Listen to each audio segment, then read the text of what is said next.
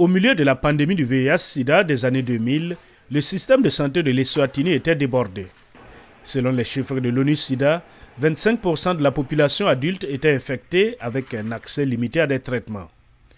Constatant le besoin urgent dans l'Eswatini rural, Eko et Harry van der Waal, venus de l'Ohio, ont créé la commission LUC TLC.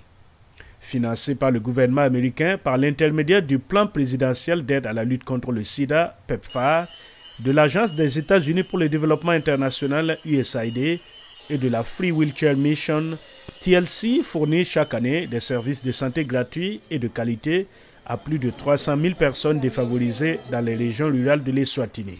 Sibusiso Wolf est l'un des nombreux patients dont la vie a été transformée par TLC.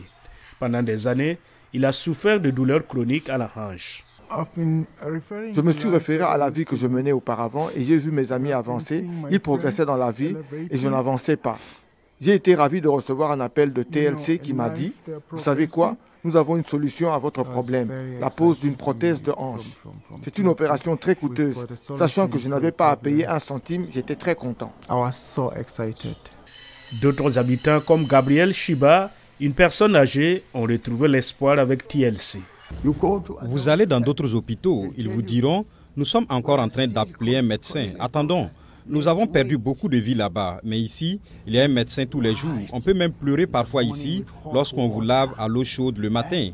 Il n'y avait que ma mère et mon épouse qui m'avaient lavé jusque-là. » Arrivé en Eswatini au plus fort de l'épidémie du VIH en 2004, le couple américain s'est concentré sur l'élaboration d'une stratégie pour apporter des soins de qualité aux personnes les plus isolées en Eswatini. La commission LUC fournit des soins hospitaliers, chirurgicaux, d'urgence et intensifs sur le campus Miracle dans le centre de l'Eswatini. Chaque jour, l'équipe de TLC, composée de plus de 700 personnes venues des États-Unis et de personnel local, dispense des soins par le biais de plus de 100 hôpitaux mobiles chaque année à travers le pays.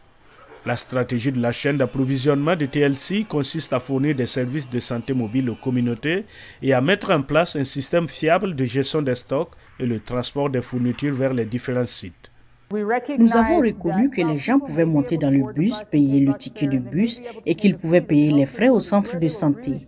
Là où ils ont vraiment des difficultés, c'est lorsqu'ils doivent se rendre à la pharmacie pour acheter leurs médicaments et nous ne voulions pas que ce lien soit rompu.